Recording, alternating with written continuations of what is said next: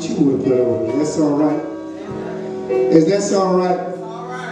But if I could put a title, I would say, stay consistent. Stay consistent. I can't bring the word up because of my tongue. But stay what? Stay consistent. Going back to your familiar isn't staying consistent. Y'all excuse me, I had a light stroke in my tongue. Some words I can't say completely like I want to say because how my tongue do. Is that all right? If you ever been through that, you know what I'm talking about. She is ready for church or something, but y'all better get her. You don't like church right over church. I call that my little grandbaby. I can't say that to you, but I can say, is that all right? I can say something about it. Papa. John 21, 1 through 6. Will my wife get it? Please give her a mic, somebody.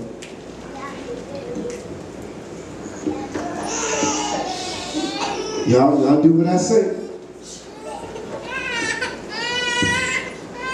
John the 21st chapter, 1 through 6. Read. Amen. St. John 21 verses 1 through 6 reads, After these things, Jesus showed himself again to the disciples at the Sea of Tiberias, and on the wise showed he himself. Yes. There were together Simon Peter and Thomas called Didymus, and Nathanael of Cana of Galilee, and the sons of Zebedee, and two other of his disciples. Simon Peter said unto them, What did he say? I go a-fishing. I go a-fishing. I want you to remember that. Remember that. I go a-fishing. Somebody need to handle this. I go a-fishing. They said unto him, We also go with thee. They went forth and entered into a ship immediately, and that night they caught nothing. But when the morning was now come, Jesus stood on the shore, but the disciples knew not that it was Jesus. Yes, God. Then Jesus said unto them, What did he say? Children, have ye any meat? And they answered him, No. And he said unto them, Cast the net on the right side of the ship, and ye shall find. And they cast therefore, and now they were not able to draw it for the multitude of fishes. For the multitude of fishes. I want to talk to you for just a moment. Turn your mic off. We as a people have been through a lot. Am I talking to anyone in here? Who can honestly say that I have been through a lot? I believe the three individuals, the oldest individual here, I believe they have been through more than us just because of you are ages. You have been through more than we have been through. We have seen and felt the hurt of life. Who have seen and felt the hurt of life? I want to tell you, when life hits you, Sister Tawana, I know you know what you're talking. When life hits you, it don't play. One thing I like about life is not prejudice. We can be prejudiced to so many different things. White, black, Hispanic. I don't like rice. I don't like grits. We can be prejudiced to so many things. But life is not prejudice. It hit all. It hit the fat, the ugly, the skinny, the big lip, the big nose. It hit everybody. Clap your hands if you know what I'm talking about.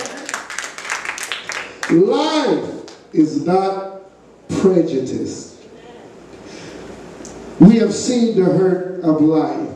And to think about it, you want to help other people in their problems, in their situations, but Sister Dion, you deal with so much your own self that you can't help. You've been there. They come to you and tell you about their electric bill, and you like, Sister, hey, I got a car note myself, and I just, and you want to help. You want to help. There's so much that you want to do, Sister Luella, but you find out you only can do but so much. Is that all right? You better clap your hands if you know what I'm talking about. Because you got the pain of life and you're dealing with life yourself and trying to face the situation and the circumstances of life. However, many of us put on this persona as if everything is going fine. Who have done that before? Who have done that? We put on the persona, Sister Pastor Barnes, as though everything is going all right. We have no problems, no issues, and we call it in by faith, and that's good and fine. But if the truth be told, the reality be true, we got some mess that's going on in our life that about to drive us crazy. Am I talking about? And sometimes we feel like getting on some Prozac. Y'all know where I'm coming from, right? Some nerve pills. Doctor, give me something, because if you don't give me something, I'm going to go crazy. Because I'm dealing with the situation of life myself. And reality can be something. It's amazing, because I told my wife, I said, I'm having so many dreams about us having money. And as long as I put it like this, as long as I'm sleeping, I'm rich. But as soon as I wake up and come in reality, I'm broke. Stepping in reality can really hurt your feelings sometimes. Because sister, my brother, as long as I was snowing, I was living like the Broad Hills. I was driving the fancy car. All in all, I have good dreams. Living good. But as soon as I wake up and I look at my wallet and check my bank account, I stepped in reality. Elder Rapunzel, and I realized that I didn't have as much money as I had when I was sleeping. Is that all right? You ask yourself why. Why? We feel ashamed that we have to go through different things of life and embarrassed because of the personal hurt and pain. Who ever been ashamed of their personal hurt? Amen. Come on, let's be honest. I need some honest folks. Stand on your feet. And if you really want to be honest, and say, I've been ashamed of some of my personal hurt that I was ashamed to tell my mother, my father, my sister, my brother. Don't look at her. Don't look at him. You look at yourself. Look at your super on your own front door. You ought to clap your hands like the word of God. There's many things that happen in our life and caused us to be what? Ashamed. You can have a seat. I appreciate your honesty. Ashamed, because I learned something from my grandmother, and I also learned from his father, J.J. Daddy. He told J.J., and I listened to him. My grandmother used to say the same thing. He said, every action is a what? A reaction. And because some of the things that we've done in life, it caused us to be what? Ashamed. Who been there? Who know where I'm coming from? And many times it caused us to be ashamed because we wasn't consistent to doing the will of God. Somebody say consistency. Some of us being embarrassed because of our financial difficulties. You really have to clap your hands right there. Because some of us brothers and sisters don't be Miss Broad Hill. You understand where I'm coming from? We think we got it. And we ain't got nothing. You understand where I'm coming from? We ain't got nothing. I was working at Case Farm, and I don't know if you noticed the chicken that they put. I noticed everything in life, and I take everything to help me with ministry, because God used the simple things. You understand? And I watched the chicken. I was at Case Farm working, and I watched the chickens coming in on the truck, and they come on the truck, and I looked at the chickens, and they sitting up in their cage like they was broiled. And I said, do they know where they're going? They ain't got nothing. They're about to get slaughtered. And many of us are just like those chickens. We put on this persona as though we do it. You understand where I'm coming from? And we ride our fancy cars, we drive our fancy, we put on our fancy clothes, and we broke. You ought to clap your hands. Many of our cars cost more than our homes, and we broke. Help us, God. We're dealing with life, and life is, I hope I'm not boring you, because I really want to talk to you, if that's all right. I have been there, and I took God, and And God brought me through. And I've been there. And I took God with me. And it seemed like he left me. And it hurt me. Because he didn't do it the way I thought he should do it. He didn't fix it the way I thought that he should fix it. So I found myself doing things that I shouldn't have done to try to fix it myself. And I embarrass myself. Have you ever been there? Come on and clap your hands. I've been there. Don't let life kill you. Don't let life kill you and take you under. If you need help, tell somebody, yes, I need help. Can y'all repeat that? I need help. See, you playing with me. Say it like you remember. Say, I need help. If you need help, don't let life kill you. Go to somebody and say, Pastor Lee, I need help. If he can't help you, go to someone. He can't help you. I need help. Can someone help me? Yes. They might can help you with money, but maybe they can come together and help you with prayer. Yes. You ought to clap your hands. Yes. Many of us can't really handle problem. Sister Pastor Mars, I find that many of us really can't handle problems. Many people in life, if a lot of you all had to go through what I went through, some of you all would have gave up. You ought to really clap your hands. Some of you all, be honest, if some of you all had to go what I went through, stand on your feet, would you have thrown in the towel? Would you need to give up? Or just say, I don't know? Yes. But many of us can go through different situations and still be consistent. You got to be able to go through and be consistent. And don't change for nobody. Am I talking to anybody in here? You got to stay consistent. This is what God called me to do, and I'm not moving. You can't make me move. Am I talking to somebody?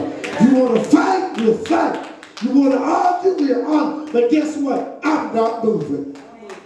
You understand where I'm coming from? You know when we were little kids and we would draw a circle, you come across this line, we go fight. Who know where I'm coming from? You come across, who have done that? You come across this line, because I'm not moving, I'm staying consistent. But if you cross this line, heifer, we gonna fight. Y'all know what I'm talking about. Y'all know what I'm talking about. Heifer, we gonna throw down. Because I'm not going home and allow my cousin them to know that you beat me and I didn't do anything. Then I'm going to get a woman. You understand where I'm coming from? If I go home with a black eye, you will have a black eye. You understand where I'm coming from? Why? Because we got to stay consistent. I don't understand people that think that if they are saved, they don't go through problems. Who honestly believe if you are saved, you don't go through problems? My sister, when you turn to Christ, you're going to still go through some situation. I see Sister Llewellyn went like that right there. You ought to raise your hand in the air. If you are saved, sanctified, I don't care how many Holy Ghost you claim, how many tongues you speaking on, you want to go through some situation that's going to send you on a roller coaster of life. And somebody going to lie on you, somebody going to steal from you, you going to cuss sometime in your life. Y'all better play with me.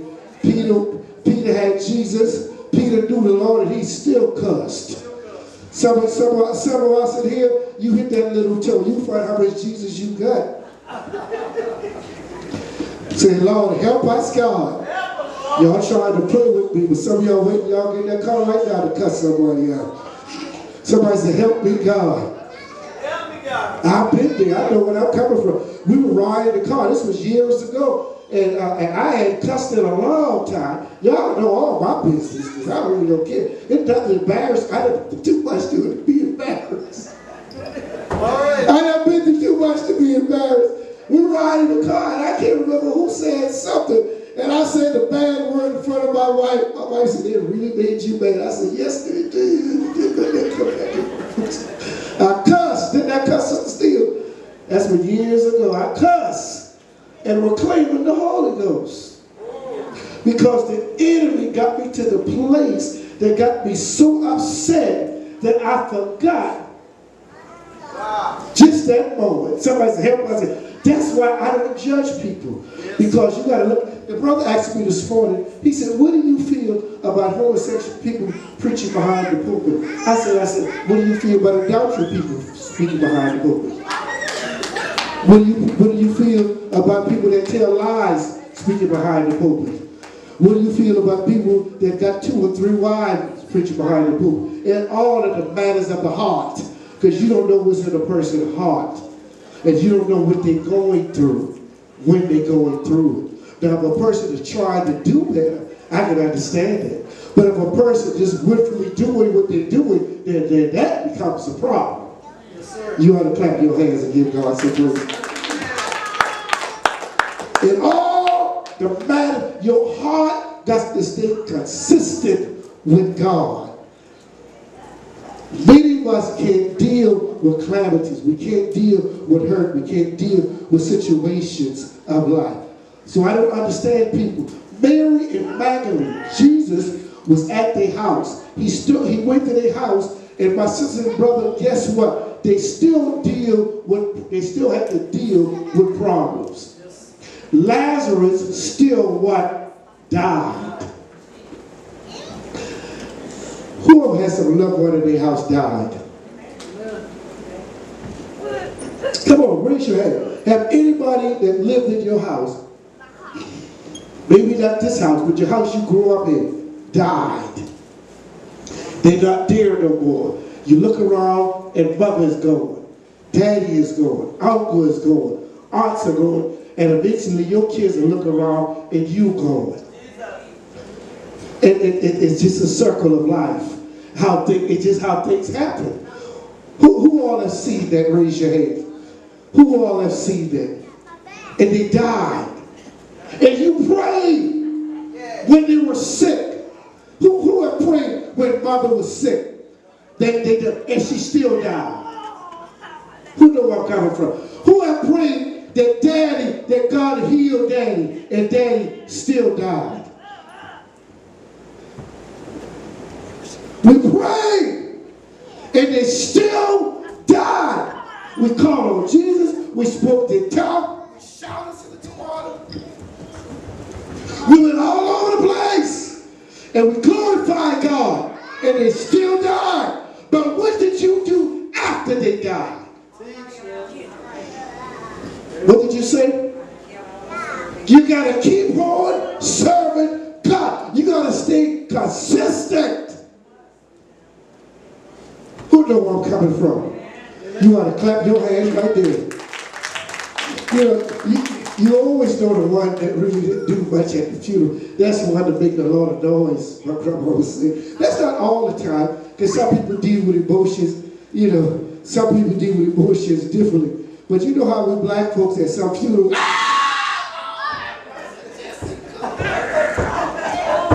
you know how we do. That is how we,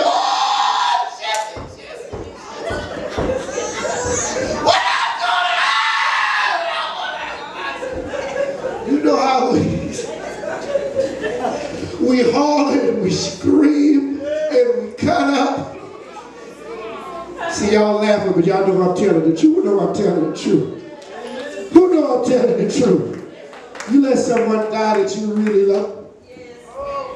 Can't even hold you up. But God said, even if you got to go through your emotions, even through your situation, I can understand it.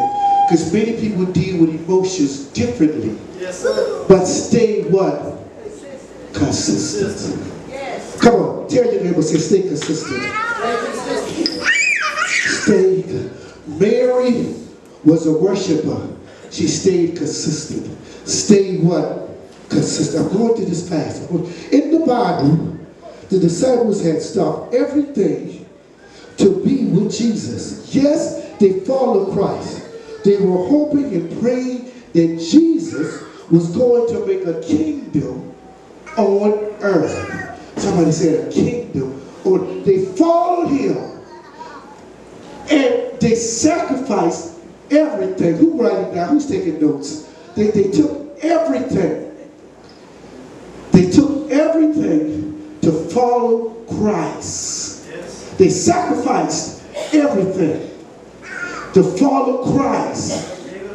They gave it all to follow this man, Jesus, Miss Jasmine. They gave it all to follow him. Have you ever gave up yourself to be with this individual and they hurt you? Y'all, see y'all playing with me, especially you women, because you know y'all very emotional. You understand? Y'all more emotional than us. We don't understand you because when God made you, we were sleeping. You understand? So we don't understand everything about you. We tried to figure you out, and we haven't figured you out yet because when God made us, you wasn't there. You understand where I'm coming from? But you was inside of us when we were being made. So something that you know about us. Please clap your hands because I'm giving you something. But we really don't understand you because when we were made and when God was making you, he put us to sleep. And I thank God that he put us to sleep because a lot of things I need not to understand about you. Am I helping somebody here? I need to understand your cycles of life. I need to understand how a human can grow inside of you and come out at his due time. I don't understand the fulfillment of all that. So he put me asleep. That's why I would not want to be a woman because I don't understand that I could go through the things that you all go through. The love that you all can love, that a child, more. Y'all can love a child better than a father can ever dream about loving a child. Am I talking to somebody? Daddy can say, Jasmine used to get on my nerve. Cynthia used to get on my nerve, just crying. I said, put her out of here, put her in another room, just let her cry. Shamika said, don't open the door, let the baby come in. Daddy said, no. Got tired of her crying all the time. Mama, hug her. Just hug her. Just hug all of her and Jasmine. But a daddy loved it. I loved him. But I wanted them to go in the other room and cry. Is that all right? And I'll close the door while they cry. See, y'all looking at me. Y'all know some of y'all have done that in life. I have. I put them in there and let them cry. That's why Jasmine sings so good right now. She's in another room crying. But God is good. God is so good. Am I helping anybody? Just clap your hands. The Old Testament, God had promised his people, a nation, the Israel, that he would put or establish an everlasting kingdom on earth. Also in the New Testament, remember when God was teaching the disciples, he told them, our Father, which art in heaven, hallowed be thy name, for thy kingdom what? Come. So there was interpreting that he would not die, but he will establish a kingdom on earth, and he will be the what? King. You understand? And everyone that was mocking him and thought it was funny that they were going to sit beside this king. He was going to be a greater ruler than any other ruler that was on earth because he was going to establish a kingdom on earth. They could not comprehend the kingdom in heaven. Yes. They could comprehend easily a kingdom on earth because he was dealing with people, sinner people. He was dealing with people, hurting people. He was dealing with people that's breathing and living like you and I. Am I talking to somebody? So he had to talk to them on their level. Am I talking to somebody here? You ought to clap your hands. But these people saw miracles that Jesus did. They saw miracles that he did. This man, Jesus, healed the woman with the issue of blood. Peter said, you are the Son of the living God. You are the King. They saw when he called Lazarus. He called the name of Lazarus from the dead, and Lazarus came out. However, when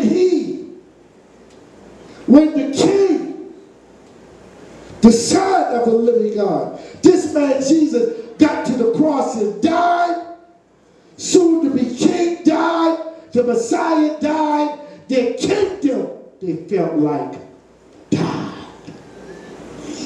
Have you ever felt like because your loved one died, your whole life crumbled? You ought to clap your hands, stomp your feet, shout hallelujah, because when someone had left your life, and some folks, they may have died, but they left your life and you.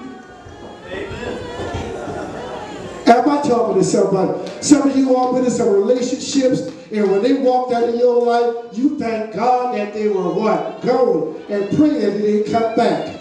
And my brother Raymond back there with his hand lifted up, he thanked God that they didn't come back. Am I talking to somebody in here? Some folks, you was glad when they got out of your life. But some folks that left your life, it devastated you. Who know where I'm coming from?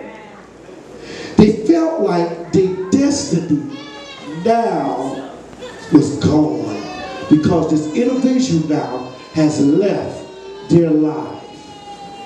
This individual have left them. Imagine the church thinking, the disciples thinking that God, Jesus was going to build this kingdom on earth. And he died, and their destiny died. All hope died. Every promise died. Every will that they was established in their own mind died. Tell you there was a neighbor. Come on, talk to him like you really was. Say, neighbor, don't let your destiny die. What is wrong with this picture? Their hope died. Their encouragement died. Their power had died.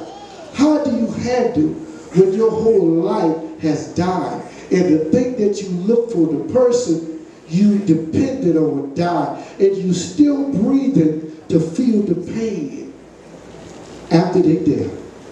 Can you stay consistent? I'm going to bring up some things that some of us have been through. And Sister Luella, please don't take this wrong. But some of us couldn't have gone through what you went through with your daughter, because many of us couldn't deal with that. Can I say that, Sister Luella? So I admire God in your life. God has placed people in destiny that have been through some real situations that they can teach you to stand and stay consistent. That you don't have to give up and throw in the towel because of what you've been through. Because many of us can have gone through someone shooting our kids. And you better clap your hand, stand on your feet, and give God the praise that this woman still stayed consistent. Come on, stand on your feet for it.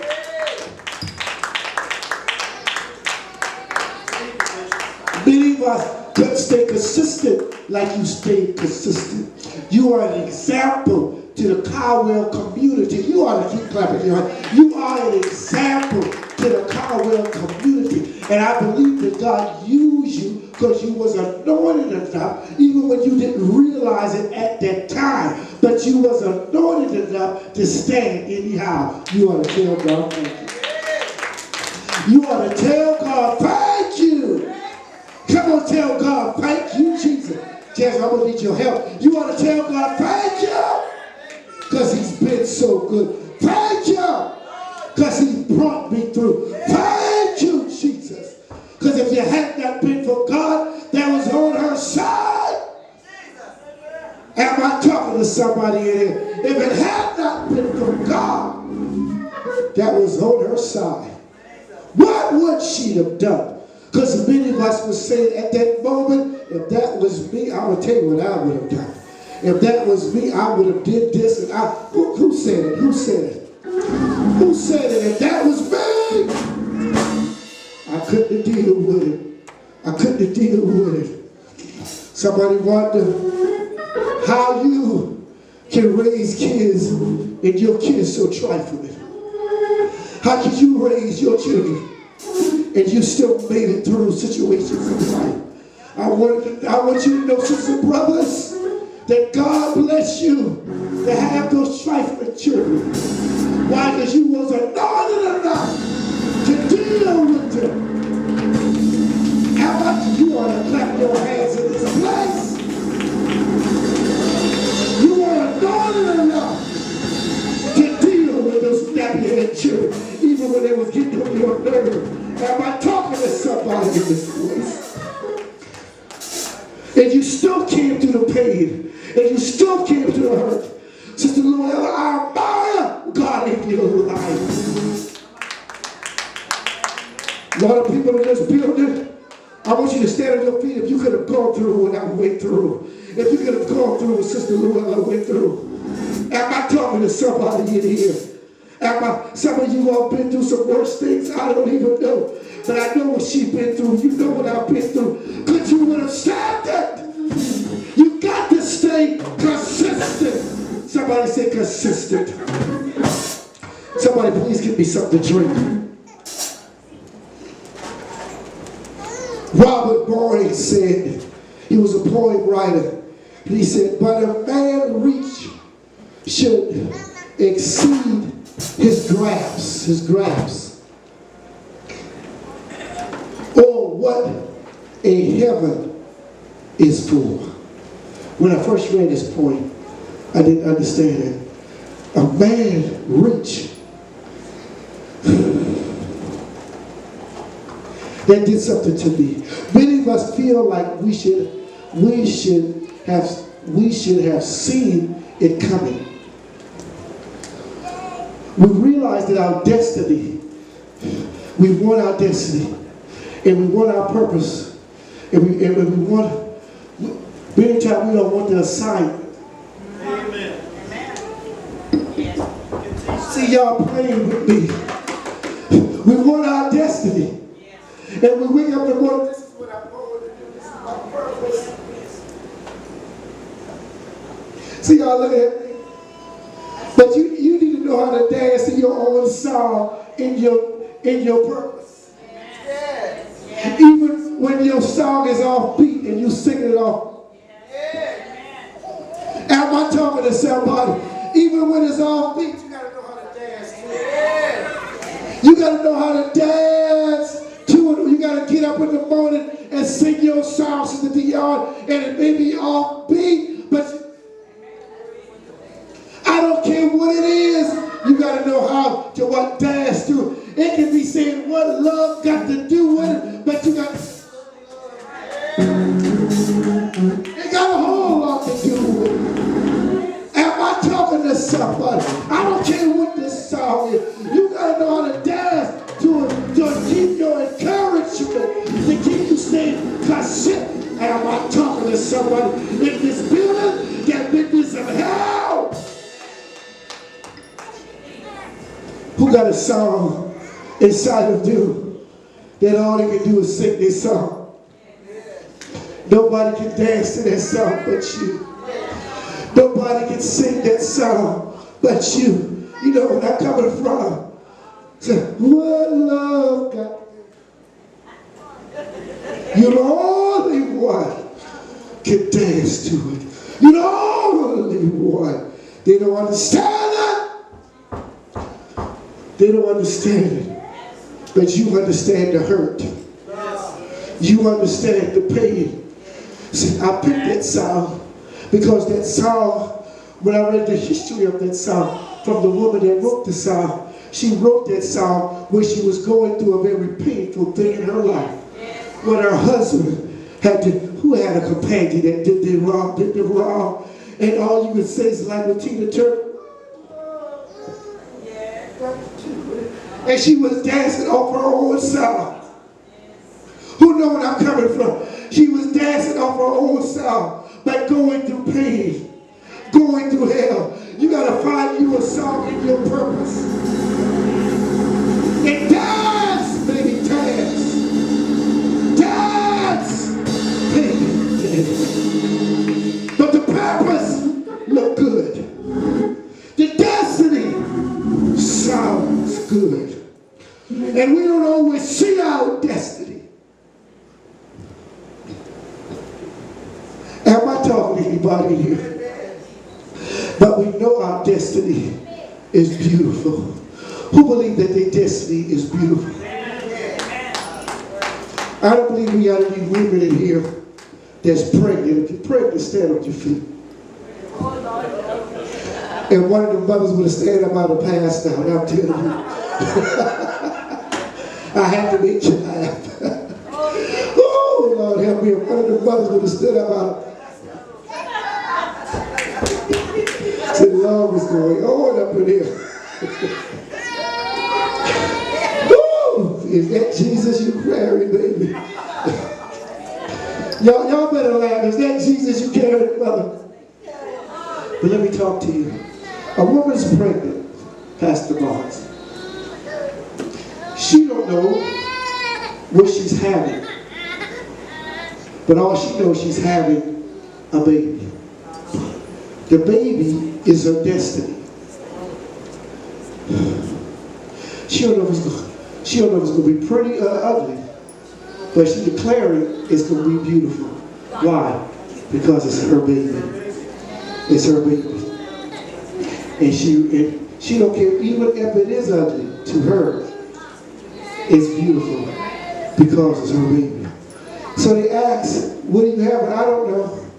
I don't know what I'm having. I don't know if it's going to be a girl. I don't know. But I do know this. I am going to have this baby. Many of us are going through life. We're going through the situations of life. And it asks us about our destiny. I don't know too much about it. But I do know this. If I stay consistent to bring forth this baby. If I stay consistent, my destiny is going to be beautiful. You understand on your feet right there. If I stay consistent, if I stay calling on God, if I stay in the promise, if I stay in the will of God, my destiny is going to be beautiful. Am I talking to somebody here? Am I talking to somebody here? Somebody say, stay consistent. Turn this mic out just a little for me. Stay consistent. But the thing is, dealing with the assignment. Can you deal with the assignment? Can you deal with the pregnancy? Can you deal with the sick moments? Can you deal with the sick nights? Can you deal when you're throwing up? Y'all women out there standing on your feet. Can you deal with being walking around fat? Can you deal with a weaver and wobbler but don't fall down? Can you deal with the hurt of life? Can you deal with all this stuff? Can you deal with the assignment? The destiny, the birth. Can you deal with the birth? Pastor Lee, I couldn't deal with the birth. I would say something. My granddaughter used to say, it's good going in, but it's something coming out. That's the best way I can say it. Because dealing with it is painful. Am I talking? Peter!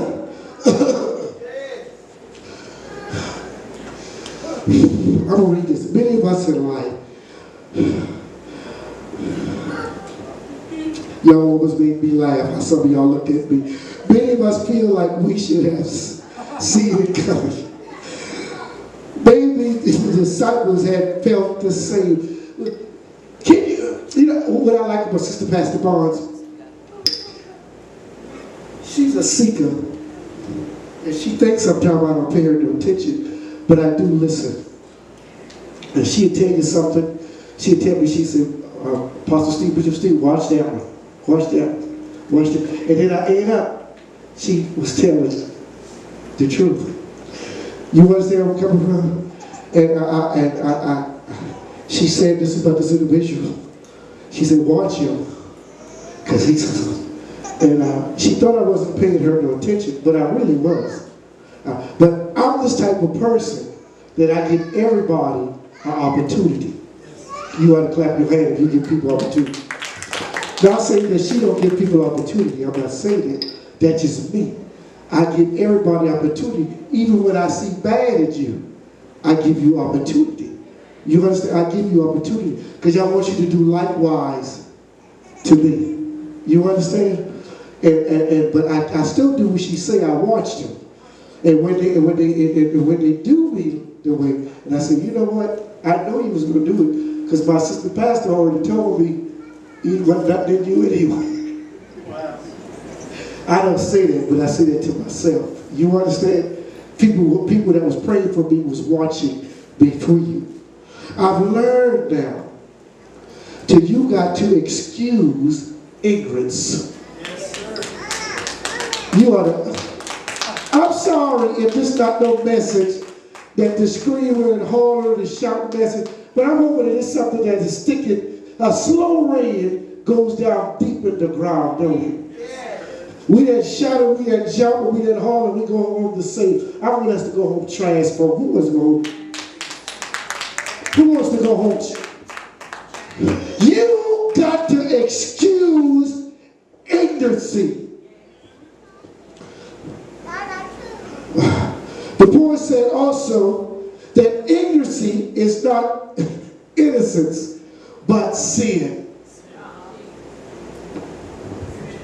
You got to look at it as so it's sin, and I got to love you because the love covers what? A multitude of your ignorance. Yes, sir. Yes. Am I helping somebody? You can't help because you're stupid. Some people can help because they're stupid, they can do something about it. But some people just born stupid. Y'all catch that later on. Not saying that they handicapped or they're retarded. Some people were stupid when they came out of the womb. They were just ignorant from day one. My friends, I say that because we feel ourselves going back to sin and our familiar. Who have ever gone back to their familiar? Come on, raise your hand. I have went back to my familiar. I went back, somebody have said something to me, and I went back to cussing. Can y'all be honest? Who have done that? I went back. Come on, be honest. They got on my nerves, and I went back to cussing. And sister, I can cuss. If I can do nothing else, I can cuss. Okay. I remember years ago, I was in Clarksville, Tennessee. JJ was there, and that boy, what's his name, Lewis. I went over there, JJ told me what he said. I was calling myself like an Irene Caldwell. Y'all know Irene Caldwell. Pastor Caldwell daughter. And I thought she was the prettiest thing that walked on there. I realized she wasn't the prettiest thing that walked on there. She was nice looking, but she wasn't the prettiest thing that walked on there. But my mind at that time. Well, he was liking her too. Both of us liking the same girl. You remember that, JJ? And I went over there to his house. Because he says, and I was bold, and I was going to tell him what I thought. And I went over and knocked on that door. The brother answered the door. I said, I want to speak to your brother. He comes to the door. I smashed the door. He pulled out the knife. He pulled out something. He was going to cut me. He was going to cut me. We got in front of his house. By that time, we got in front of his house. Mother Tammy, your sister, stood outside. And she saw me cussing. I mean, I was cussing. I was cussing like a sailor. Pop! I was saying words that didn't even come out with it. I was cussing. because I could cuss.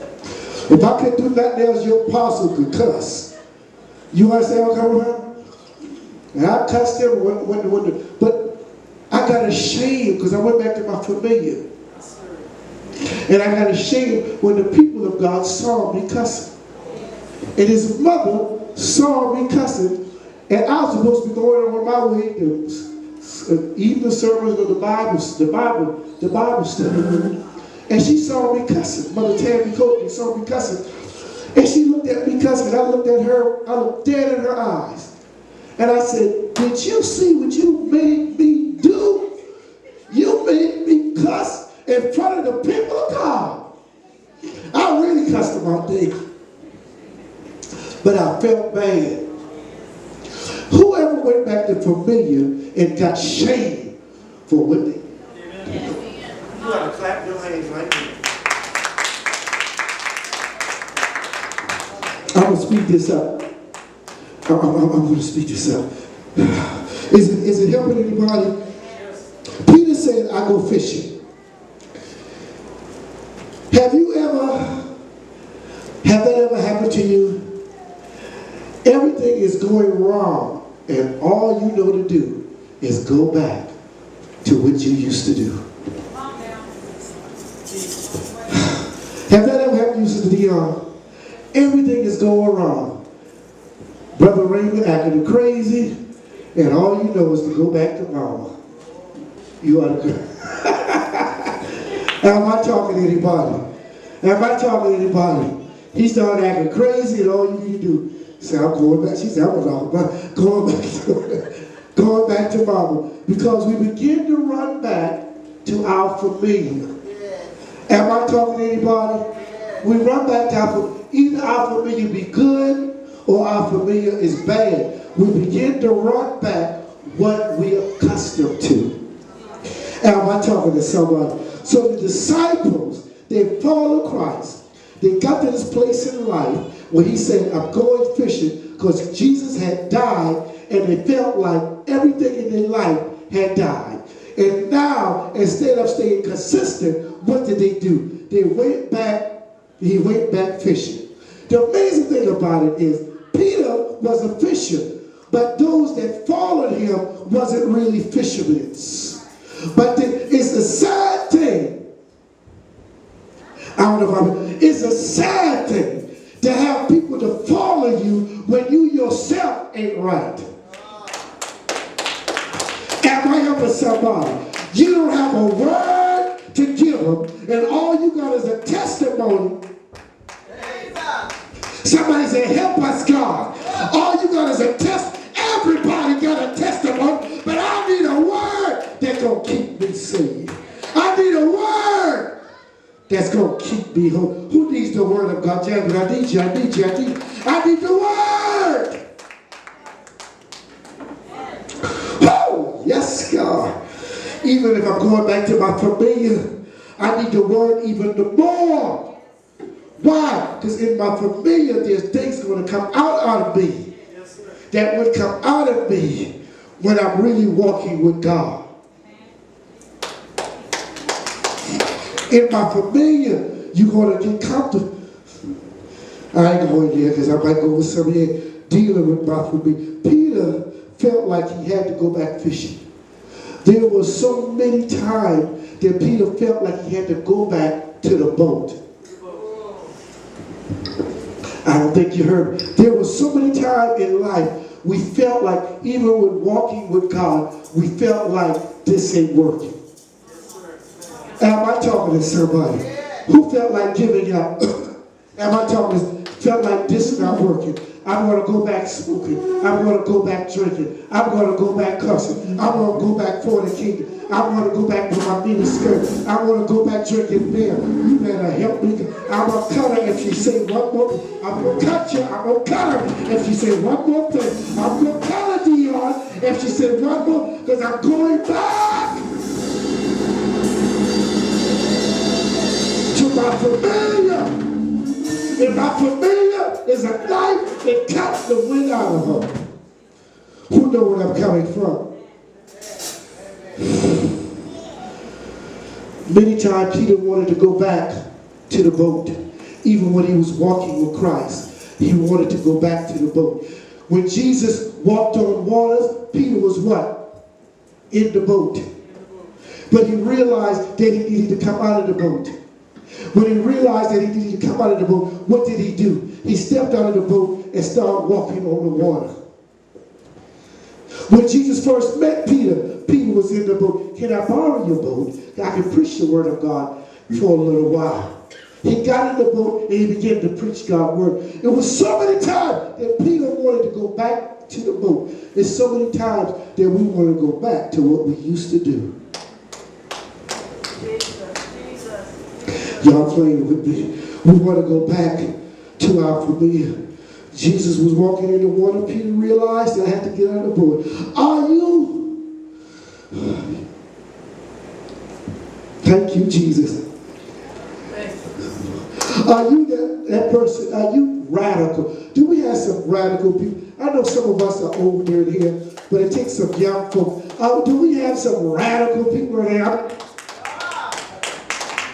There's radical for God in it. They're just crazy, like they just got up. Radical for God. Are you that person that looks for an opportunity to really want to move in God? You look for the opportunity. God, where you want me to work it? Where you want me to move it? Where you want me to? You're looking for the opportunity. Jesus told Peter, I will make you fishermen of men. Jesus had a plan for Peter's life. Who believes that God has a plan for your life? Come on, I need you to say that. God has a plan for your life. My friend, please don't just follow anyone. I'm not even going there. God has a plan for your life. A plan that'll change your life. The plan that God has for you is not only for you. You didn't get that. The plan that God has. Sister Pastor Bar, I need a man. I need a man. Come here. No, stand right there. The plan that God had, look at the audience. Oh, I hate to mess up your hair. But the plan that God has for you is not only stand in front of the camera. It's not only for the man, for you. I need you to come. Not only for you. I'm not going to put my hand in her hair. And she's a woman, and she go, you know, he messed up my hair. It took me a long time to get this, but man, he'll be all right. Is that all right? The plan that he has for him is not only for him. The plan that he has for him is in his seed. See, y'all just missed that right there. Because if y'all caught that, y'all would have put on your feet. It's in his seed. Am I talking to somebody in here? It's in his seed. He carries it and don't even realize that it's in his seed. And even when we messed up, before he got with her, the plan was in his seed. That's why we as men got to be careful when we plant our seed. Am I talking to somebody? That's why we need to be connected to someone that God put us with, consistent, that we can put our seed somewhere that God can really grow out. Y'all better. Am I helping somebody? So the plan was not just for him. I know the plan that I think towards you, thoughts of good and not of evil, to give you an expected life. But I also want to bless your generation.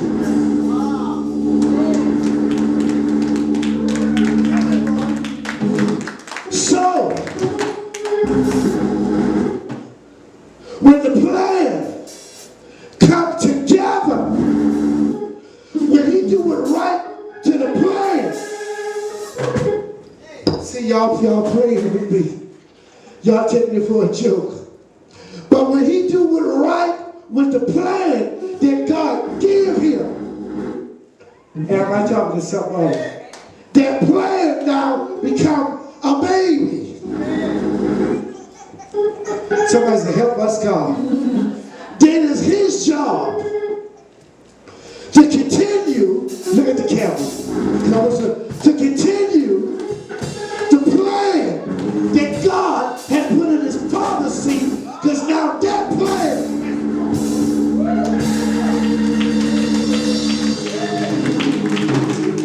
am I talking to somebody here? That's why you gotta stay consistent in the word of God. Consistent to God. Why? Because God deals in families. Why? Because when they going up to see it, the plan gotta still be here. So what do you say? That what I told your father, that's what I'm telling you. Isn't that the word?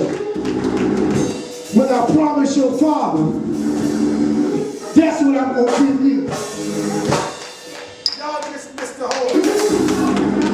Am I talking to somebody? That what I promise your daddy, boy, that's what I'm going to give you. I'm going to give you wealth. I'm going to give you a house that you didn't have to build. I'm going to give it to you.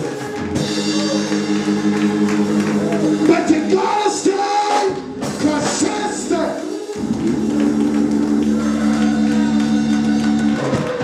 Somebody say consistent.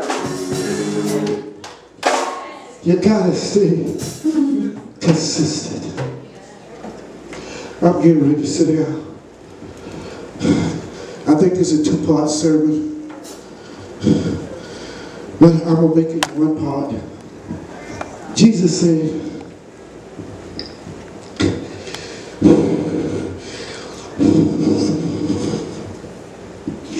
is this helping anybody?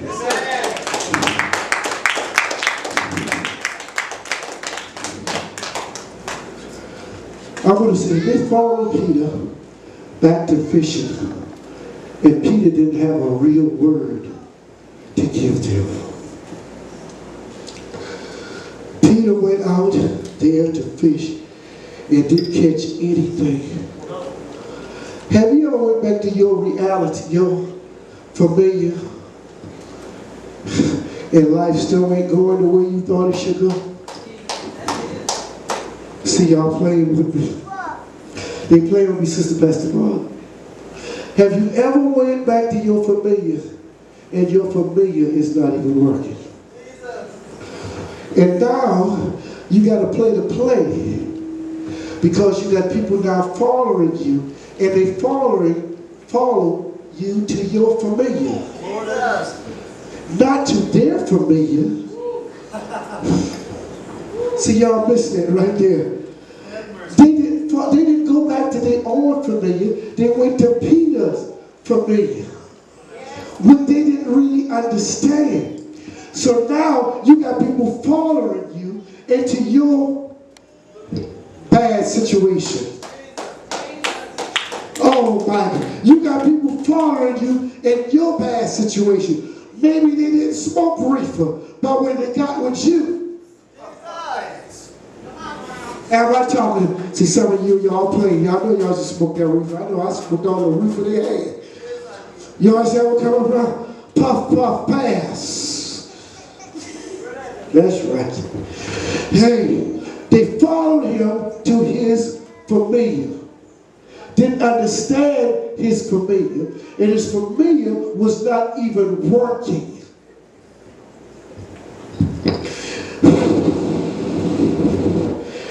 Not everything. I ain't going there. I'm skipping way down. Peter went back fishing all night long and did not catch anything. Now Peter was a professional fisher. He was doing this before he met Jesus. But at this time in his life, it was not working. Have you ever had a time in your life when nothing is going the way you wanted to go? You throw the rod out there, but you ain't catching no fish. You throw the rod out there, but you ain't catching no fish. You throw the rod out there, Elder Rapunzel, but you ain't catching no fish. Now your patience is getting. You throw the rod out there, and now you cussing. Because you ain't catching, you ain't your familiar. Anything can happen. You throw the rod out there, and now you fornicate. And I'm not talking to somebody. You throw the rod out there, and now you back smoking cigarettes. Now you brought people with you that wasn't doing this thing.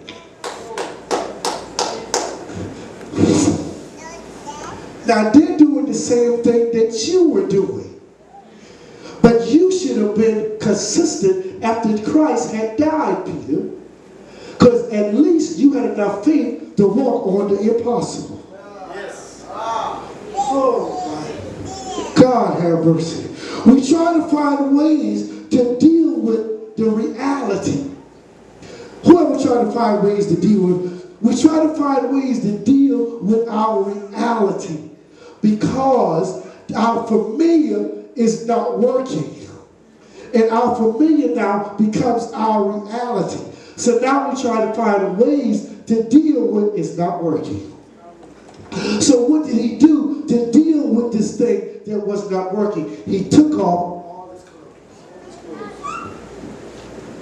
Have you ever been to the place in life that you're familiar embarrassed? To the place you had to embarrass yourself and took all his clothes off because nothing else was working. You try to take the mind off of what's not working by dealing with. I would go into that, but I'm not going into that. Because that will go places that will take our minds if we really be honest. Somebody say, help us, God. I like how the writer in verse 4 said, he used the word but to start a sentence. But is a conjunction. You know that. But ties two things, two sentences to what? Together. I want you to know, John, I need you back on the organ. I want you to know that I thank God that I've got a but God. Amen. And I'm not talking to somebody. They started the sentence with but. Why? The situation ain't working, but God. They lied on you, but God. I'm in my familiar, but God. Y'all ain't caught it yet. I'm going through what I'm going through. They don't understand me. All that I'm dealing with in life, but God. I'm going to stay consistent because I got a but God in my life. The King of Kings is here. The healer is here. Somebody say, but God. Come on, wake yourself up a little. Stand on your feet. Shake yourself and say, but God. Come on, come on, come on, come on. Come on, come on, but God. But the healer. But the way maker. But God.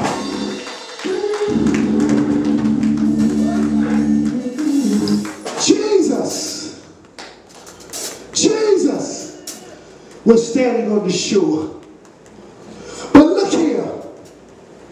Thank you, Jesus. Many of us don't even realize that God is right there in our life while we're going through what we're going through. They should have been on the shore waiting for him. But even though we were not in the place where we're supposed to be, he's still giving up. He's still, listen, even though I may not be in the place where I'm supposed to be at,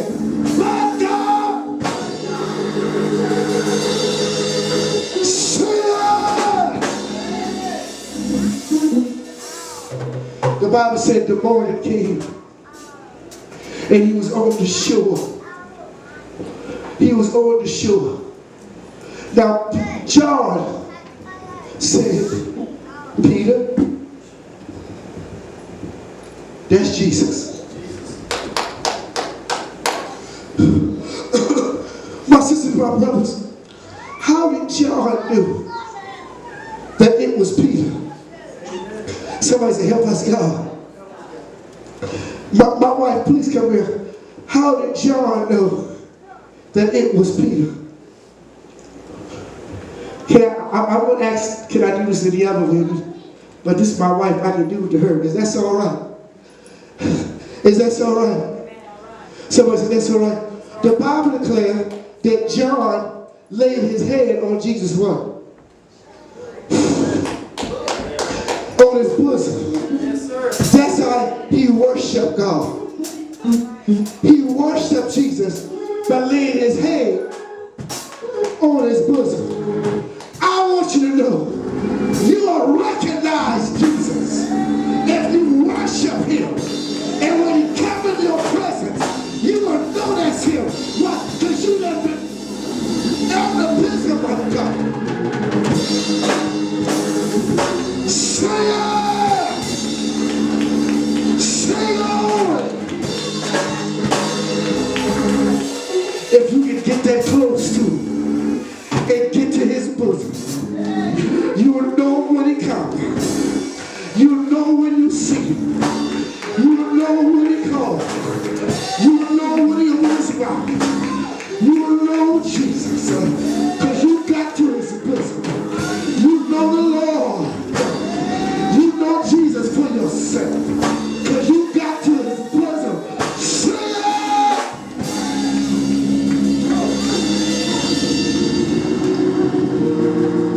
You are worshiper. Come on and thank God if you're a real worshiper. Come on! Come on! Come on, church! Pastor, he got to his bosom, so he knew that was God. He knew that was Jesus. John said, Peter, that's him. I know that's him. I've been close to him. I got a relationship with him. Now am I talking to somebody? Nobody gonna tell you what God telling you. Because you already know. Why? Because of your relationship. I want you to know. John had such a relationship with God. And he worshiped Jesus so until when the disciple was about to betray, one of the disciples was about to my tongue, I can't get it, betray Jesus. Downtown was about to, Judas was about to betray Jesus. Peter put his head on the bosom of Christ. Was his way of worshiping him. And he asked, he said, Jesus, I need you, Jasmine. He said, Jesus, which one of us? I knew it's not me. But which one? He was in his worship. And in the midst of his worship, Jesus gave him the answer. It'll be the one that dipped. Y'all know the scripture. When you really worship God and praise God, you can look for the answer. Because the answer is coming. But you will find your answer in the midst of worship.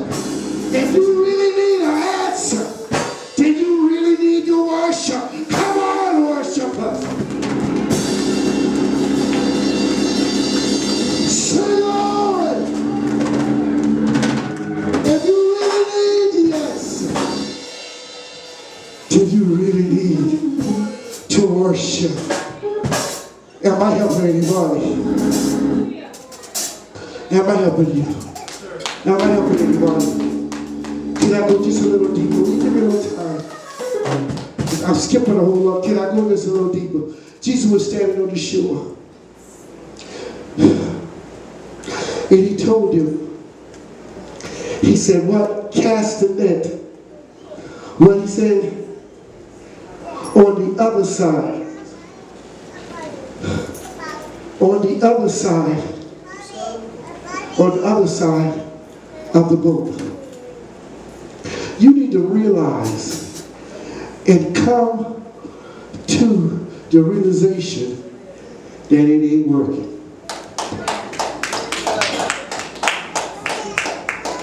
Change your position because it's not working. Who know what I'm coming from with? They've been in life and doing what they want to do, Brother Raymond, and it's not working. It ain't working. You need to know how to face the thing that's not working and deal with it. That is not working, to be able to change the position to something that will work. And Jesus was saying, Peter, I'm going to give you another chance. You messed up. What you were doing, it ain't working. But I'm going to give you another, thank God for another chance.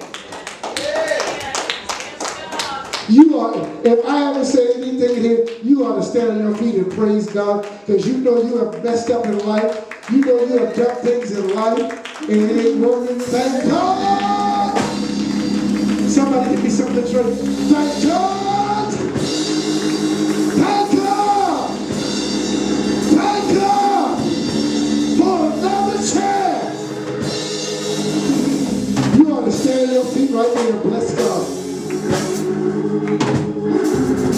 You ought to stand on your feet and bless God, because he gave you another chance when you should have been dead, when they should have killed you.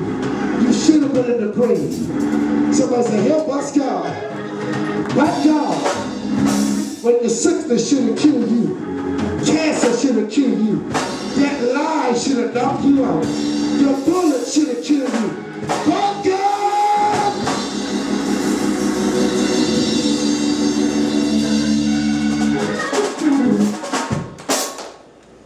he told them to go on the other side, because he had to bring their mind back to the plan. Have God ever had to bring your mind back to the plan? She gave me some Kool-Aid. You know, you had me running all over you. Thank you. Bring your mind. Whoever had needed God to bring their mind back to the plan. See y'all playing with me. Because you know, Sister Louella, we done cussed. We done did this. We done done that. We done pulled a knife out we done pulled a knife out and said, she said, one more word, I'm going to cut her. And right there, God, bring our mind back to the plan. Am I talking to somebody? Am I talking? I don't think Elder Price is the only one I'm talking to. Am I talking to somebody? You done had the knife out and said, she said, one more thing. I'm going to cut her. I'm going to cut her tonsils down her throat. She said one more word. But God had to bring your mind back to the plan. He said, go on the other side of the ship, because I want to bring your mind back to when I first called you.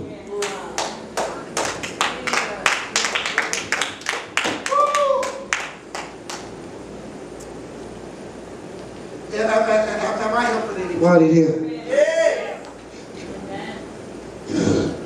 We talked about how John proved his love. We talked about how Jesus told him to go back, to go on the other side. I'm going to say this and I'll get ready to sit down. I want you to realize he was giving him another chance. But I want you to know Some of us feel like that we don't even deserve that chance. And why we feel like that, and we know we should be further than we are right now. Who believes that they should be further? Stand on your feet if that's you. You should have been preaching. You should have been laying on hands. You should. Who know what I'm talking about? I should have been further than what I'm talking to me also. Should be further than I am right now. When Peter was in the boat, and when he saw Jesus, he walked on water. But this time, when he saw Jesus and he was in the boat, he swam. It seemed like if he had walked on water, he should have fly that time. Am I helping somebody? He should have been further than he was. But because his inconsistency, he lost faith that he couldn't do what he did the first time. He lost focus on what he was called to do. But when he realized that it was Jesus, then he was embarrassed because now he put his clothes on. Your familiar will embarrass you, but when you see Christ, it will clothe you. You will realize the type of person you really are. Come on, stand your feet. I'm getting ready to sit down.